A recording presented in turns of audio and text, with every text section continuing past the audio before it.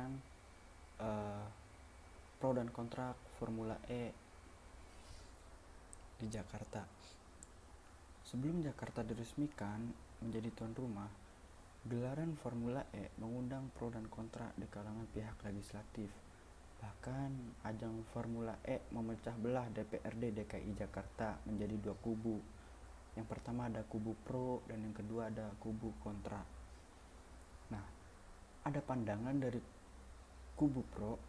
Sementara itu ada 7 fraksi DPRD DKI Jakarta sepakat menolak pengajuan hak interpelasi terkait dengan gelaran Formula E.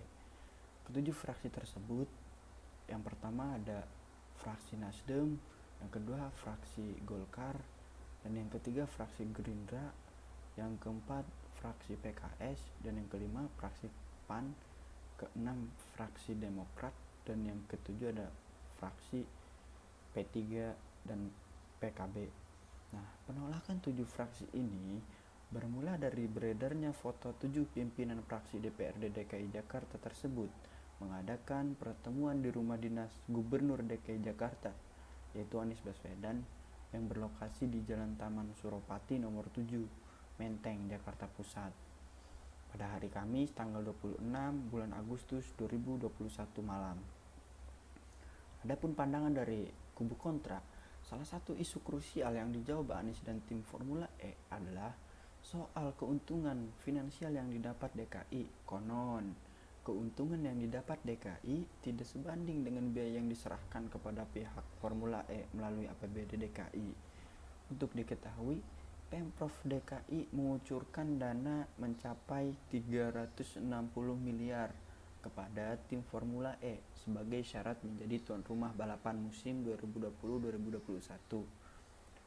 Fraksi Partai Demokrasi Indonesia Perjuangan atau biasa disebut Partai PDIP dan Partai Solidaritas Indonesia mengajukan interpelasi Formula E Kamis 26 Agustus 2021. Lalu untuk memanggil dan mempertanyakan mengenai gelaran ini kepada Gubernur DKI Jakarta Anies Baswedan, pengajuan interpelasi ini untuk mempertanyakan gelaran Formula E yang berpotensi menyebabkan kerugian di tengah pandemi COVID-19. Setelah ramainya polemik pro dan kontra, akhirnya komisi mengarah menyetujui kawasan Medan Merdeka dipakai untuk sirkuit Formula E. Namun, komisi pengarah meminta agar pihak penyelenggara memperhatikan sejumlah hal. Yang pertama, dalam merencanakan konstruksi lintasan tribun penonton dan fasilitas lainnya, itu harus dilakukan sesuai dengan peraturan perundang-undangan, antara lain Undang-Undang Nomor 11 Tahun 2010 tentang Cagar Budaya. Dan yang kedua, menjaga keasrian, kelestarian vegetasi pepohonan, dan kebersihan lingkungan di kawasan Medan Merdeka. Yang ketiga, menjaga keamanan dan ketertiban di sekitar kawasan Medan Merdeka. Yang keempat, melibatkan instansi terkait guna menghindari perubahan fungsi, kerusakan lingkungan, dan kerusakan cagar budaya di kawasan Medan Merdeka. Setelah banyaknya pro dan kontra, Jakarta resmi ditetapkan menjadi tuan rumah balap ABB FIA Formula E pada 4 Juni 2022. Keputusan ini ditetapkan melalui FIA World Motorsport Council di Paris pada Jumat 15 Oktober 2021.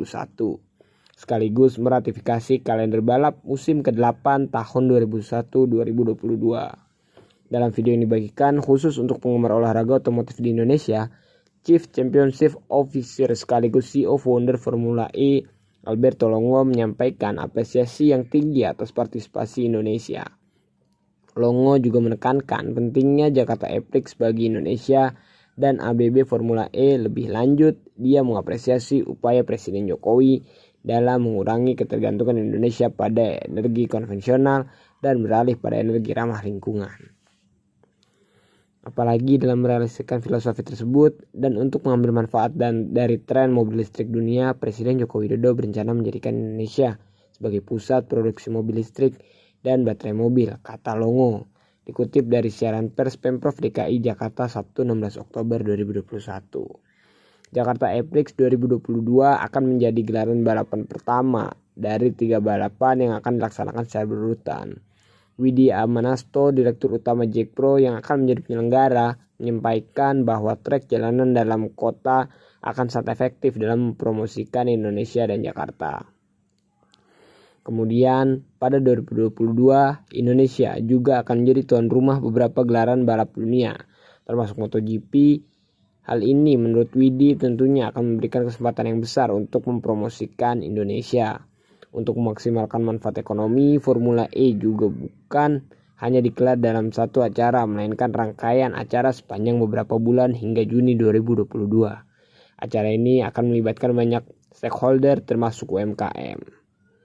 Kami berharap balapan ini akan mendatangkan manfaat bagi banyak pihak, kata Gunung Kartido, Ketua OC Jakarta Epic sekaligus Direktur Pengelola Aset Jack Pro.